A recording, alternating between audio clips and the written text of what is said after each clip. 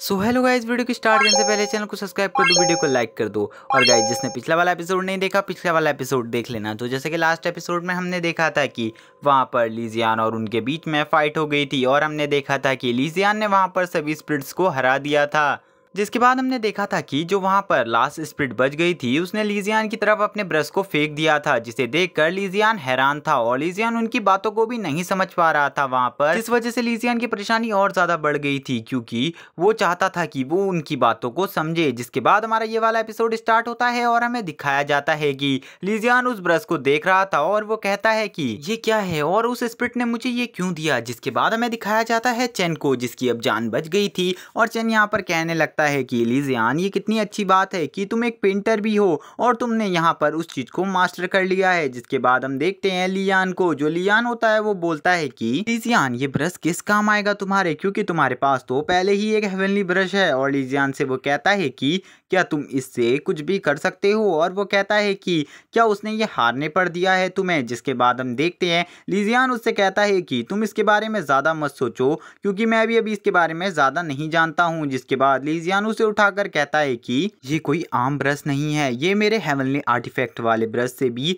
काफ़ी ज़्यादा पावरफुल है। और लीजियान कहता है कि इसकी कीमत भी बहुत ज़्यादा है, अगर मैं इससे पेंटिंग करूँगा तो मैं कभी भी नहीं हार सकता किसी के सामने। और लीजियान कहता है कि ये किसी हेवनली आर्टिफैक्ट से भी ज़्यादा कीमती है। जिसके बाद हमें और भी काफ़ी सारी लाशें दिखाई जाती हैं जो कि यहाँ पर टंगी हुई थी, जिसको देखने के बाद हम देखते हैं यहाँ पर वो लोग कहने लगते हैं कि ये जो स्पिरिट हैं ये काफ़ी ज़्यादा पावरफुल हैं। और उस पर लियान बोलता है कि हाँ, इनकी टेक्निक्स भी काफ़ी ज़्यादा पावरफुल है, इन्हें कोई नॉर्मल ह्यूमन सीख ही नहीं सकता। और वह कहता है कि जिस लेवल पर ये अभी हैं, अगर हम कल्टीवेशन करके भी उस लेवल तक पहुँचे तभी भी हमें काफ़ी ज़्यादा टाइम लगेगा, इसीलिए अभी हमें सोचना होगा कुछ और। जिसके बाद हमें दिखाया जाता है लीजियान को, जो कहता है कि मुझे यहाँ पर वेन्युआन पैलेस के बारे में सब कुछ जानना है। क्या वो इतना ज़्यादा मिस्टीरियस था जिस वजह से उस पैलेस को ख़त्म कर दिया गया, और उस पैलेस के जो स्टूडेंट हैं वो इतने ज़्यादा एरोगेंट और इतने ज़्यादा पावरफुल स्किल्ड हैं कि मैं भी उन्हें नहीं हरा सकता एक बार के लिए। तो लीजियान यहाँ पर जब ये सारी बातें कर रहा था तो चैन बोलता है कि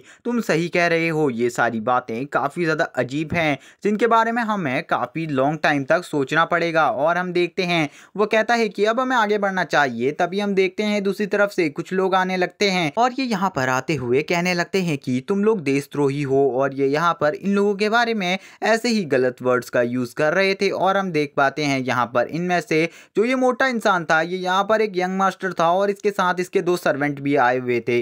जिसको देखने के बाद हम देखते हैं यहाँ पर जो लियान था वो बोलता है कि तुम कौन हो आखिरकार, और तुम हमारे बारे में ये सब क्यों बोल रहे हो यहाँ पर, और तुम्हारी हिम्मत कैसे हुई यहाँ पर हमको देशद्रोही बोलने की। जिसके बाद हम देखते हैं वहाँ पर उस प्रिंस का एक सर्वेंट यहाँ पर बोलता है कि यहाँ पर तुम्हारी हिम्मत कैसे हुई प्रिंस के सामने ये सब कहने की, और तुम्हारी हिम्मत कैसे हुई प्रिंस के सामने बोलने की। हम देखते हैं जो वो प्रिंस होता है वो यहाँ पर अपने उस सर्वेंट को शांत करा देता है और कहता है कि अभी तुम शांत रहो यहाँ पर, अभी मैं इनसे बात करूंगा। जिसके बाद हम देखते हैं वो यहाँ पर इनसे कहने लगता है कि मैं तुम्हें अपना इंट्रोडक्शन खुद दूंगा, मेरा नाम मिंग है और मैं जुआन पैलेस का न्यू पैलेस मास्टर बनने वाला हूँ। जिसके बाद हम देखते हैं लीजियान इसके बारे में जब सुनता है तो वो थोड़ा बहुत हैरान होता है और कहने लगता है कि मुझे नहीं लगता कि ये बंदा कहीं का पैलेस मास्टर बनने के लायक भी है, क्योंकि इसकी कल्टीवेशन काफ़ी ज़्यादा कमज़ोर है। जिसके बाद हम देखते हैं जो लीजियान होता है वो यहाँ पर एरोगेंट तरीके से नहीं, शांतिपूर्ण तरीके से बात करते हुए कहता है कि हमने तो खाली ये पूछा कि आपने हमें देशद्रोही क्यों कहा। जिसके बाद हम देखते हैं प्रिंस बोलता है कि यहाँ पर तुम्हारी हिम्मत कैसे हुई यहाँ पर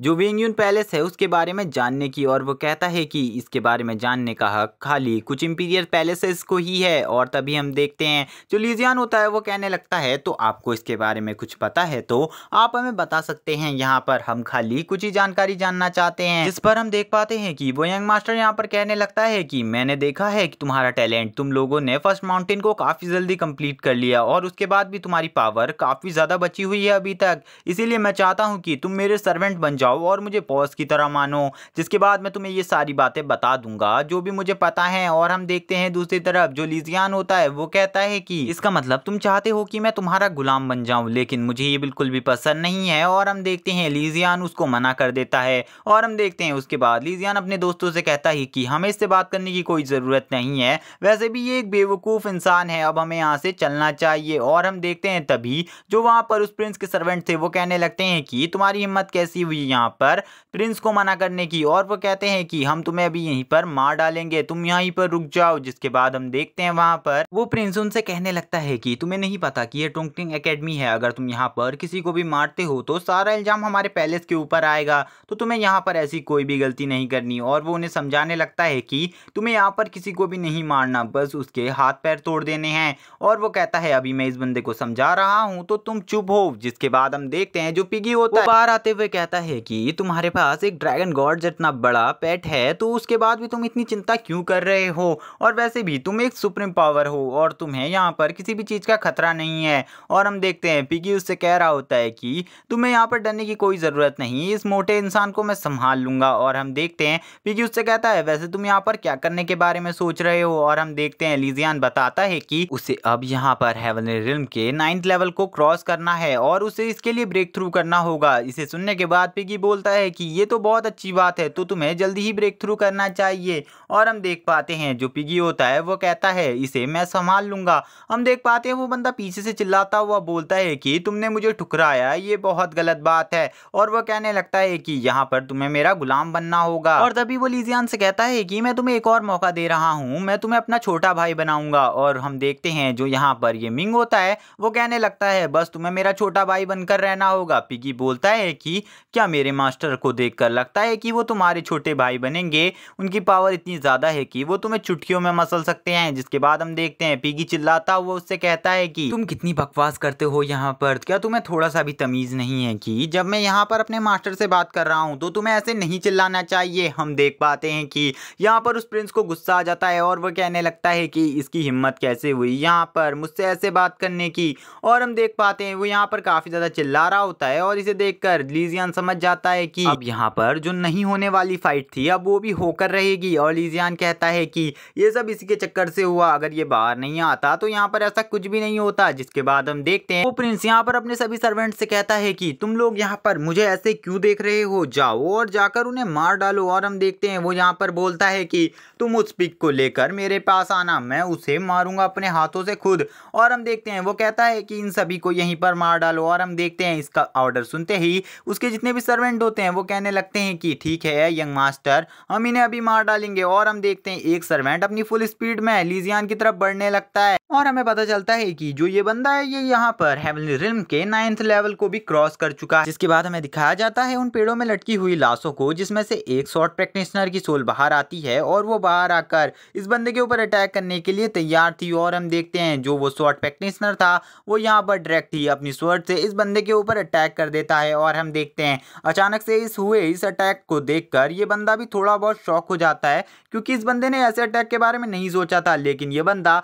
बहुत मुश्किल से इस अटैक को डॉज कर पाता है और अपनी जान बचाता है। और ये हमला काफी ज्यादा पावरफुल था। जिसके बाद हम देखते हैं दूसरी तरफ से जो चैन होता है वो कहने लगता है कि अब मुझे समझ में आ गया है, जैसे ही हम इस एरिया में कदम रखते हैं तो यहाँ पर जो इनकी सोल है वो ट्रिगर हो जाती है। जिसके बाद ये यहाँ पर आ जाते हैं हमसे लड़ने के लिए। और लीजियान कहने लगता है यहाँ पर कि तुम सही कह रहे हो। और हम देखते हैं जो लीजियान होता है वो बताता है कि यहाँ पर जिस बंदे ने जो स्वॉर्ड पकड़ी हुई है वो एक स्वॉर्ड मास्टर की स्वॉर्ड है। और हम देखते हैं यहाँ पर कि जो वहाँ पर पेड़ों में लटकी और काफी सारी बॉडी होती उनमें से भी इनकी सोल्स बाहर आने लगती है। और हम देखते हैं इनके पास भी अलग अलग टाइप्स के वेपन थे, जैसे कि किसी के पास स्पेयर था, किसी के पास नाइफ था, तो किसी के पास यहाँ पर एक्स थी। और हम देखते हैं इनमें सबसे आगे वो स्वॉर्ड मास्टर खड़े हुए थे।